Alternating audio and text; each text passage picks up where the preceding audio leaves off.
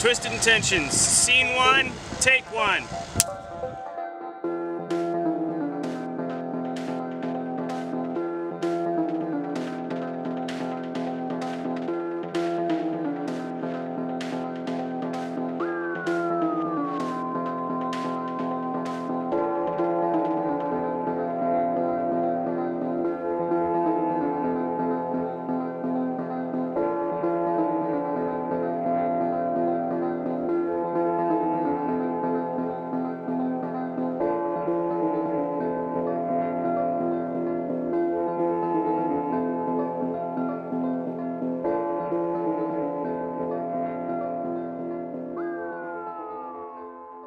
My name is Ayala, and I am the director of Twisted Intentions.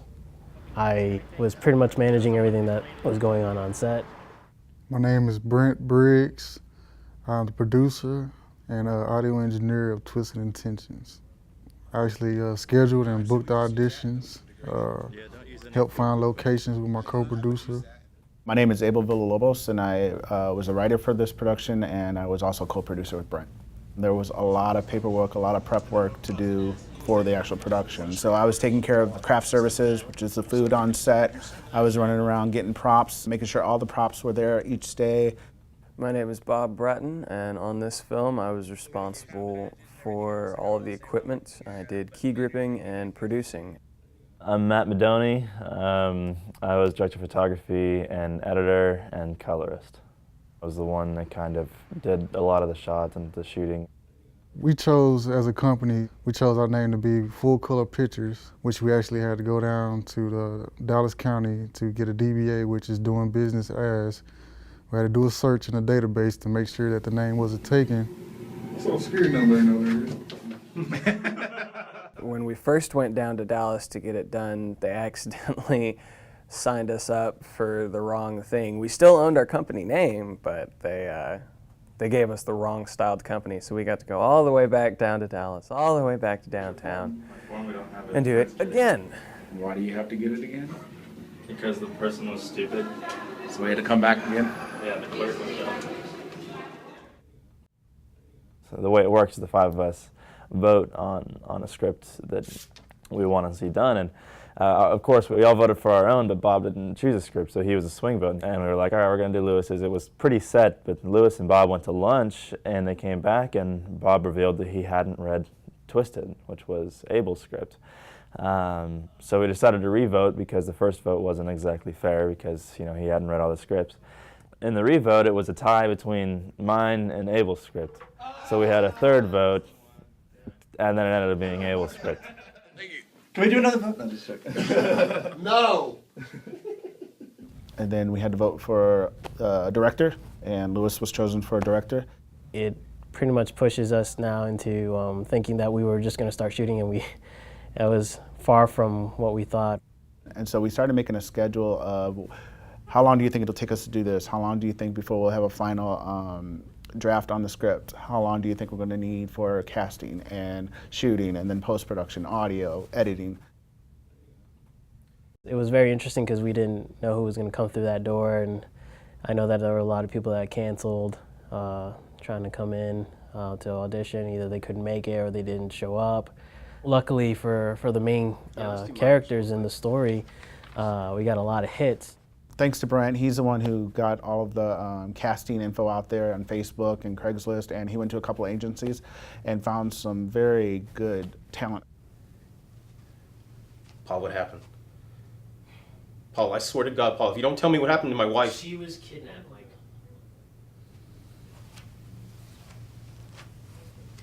Just tell me she's okay.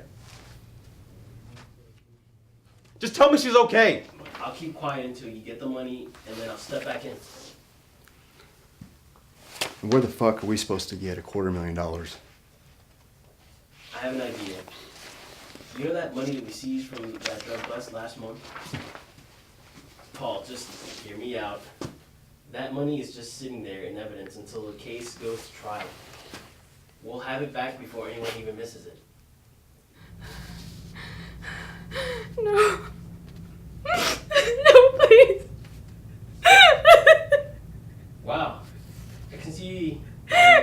one. She's beautiful in person. Stop! Don't fucking touch her! Stop!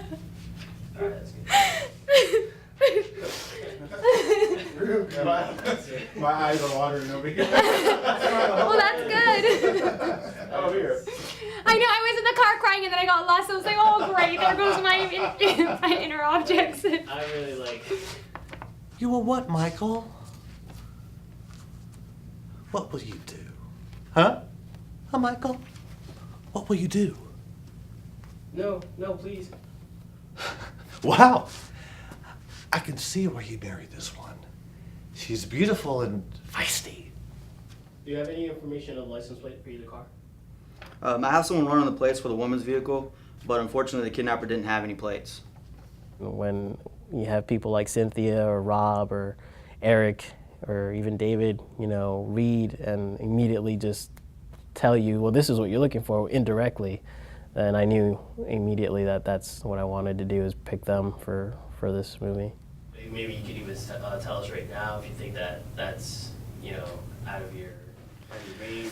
I tell you, the only way that it would be is if there's a massive hurricane that hits. Seriously, because that's my job, and I have to actually go to hurricanes. So unless you see something, unless you see something on the Weather Channel, like here comes Hurricane Katrina Part 2, then I'll be around. It was fun working with actors from all ranges, from amateur to actually professional actors. We had a lot of fun just learning the script together and actually acting it out and coming out with a good product. It was fun to see them interact with each other, because as a director, you have to be careful with how you're mixing it up, and that's something I learned. They're all fun individually. They all have their personalities. Robb was a pretty interesting guy. He definitely fit the role really well, I think. And Cynthia was cool too. She really got into it, and David and Eric were also really great. Well, actually, the whole thing is she knows I'm going to kidnap her, doesn't she? She knows, yeah. But you're still projecting that to anybody that's around you, gas station guys, anyone that's Right. driving by. The reason they're there is because you want a witness to call in the vehicle. I won't laugh, I won't. Oh, no. When we were filming the one of the final scenes, when David walks in and discovers his wife, or Brennan walks in and discovers his wife, with the kidnapper, obviously the whole twist and stuff. But anyway, he ends up dying, and he had to be on the floor while we were shooting for probably at least an hour. Couldn't have been very comfortable. We had to stay in the same spot with blood on his face. Well, as soon as we were done shooting, we were like, all right, that's a wrap, with this scene, whatever. He wouldn't get up. He was supposed to lay there dead as a dead body, and he ended up falling asleep after the scene was over. And we all kind of gathered around him and woke him up, and we were all in his face when he woke up, so it was kind of funny. Put his hand in one. Sir, no sleeping in the park. No sleeping in the park, sir. You gotta keep going. Keep going, sir. We're trying to shoot film here. We're going to put your hand in warm water. He had just finished up moving, or getting ready to move, one of the two. He had a lot of stuff on his plate, a lot of things he was juggling outside of his job as an actor, and needless to say, he caught up with some of his rest, some sleep on set.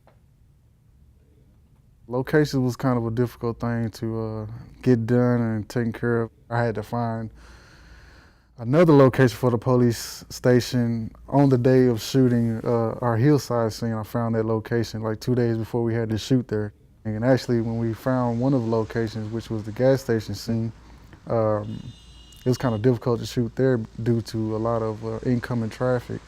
When I went to scout it, it was evening time on a weekday, and there was hardly anybody there. I'm like, oh, this is going to be great. After 9 o'clock, 10 o'clock, people will be at work.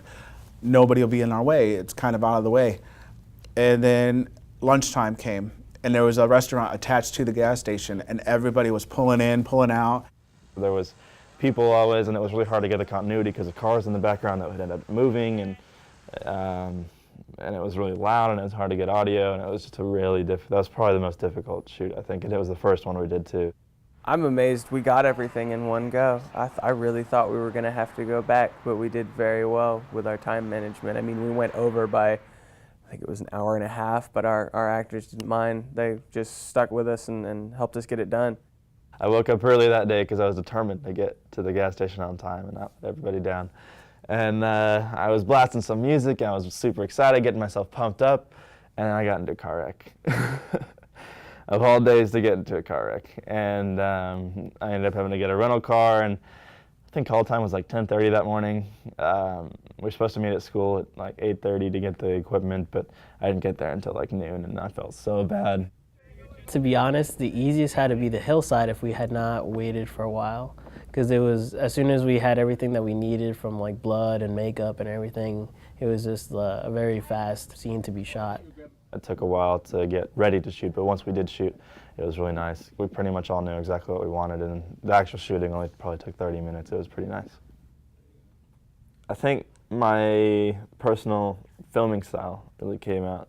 Like, I love lens flares and like the sun, like sun flares, but I really love it when they come out in an environment when you wouldn't really expect them to happen. Like, there's a light that we had to light the scene that was a backlight that we put up in the rafters of the room, but I ended up using it as a practical, which means a light that's in the scene. And that gave us some really cool lens flares. And also, there were these 2 ceiling tiles that we had found that were just laying around, and we would bang them together before the beginning of each shot to add a bunch of particles flying through the air. The actors probably lost about 3 years off their lives because of all the asbestos, but I think it had a really cool dynamic to that scene.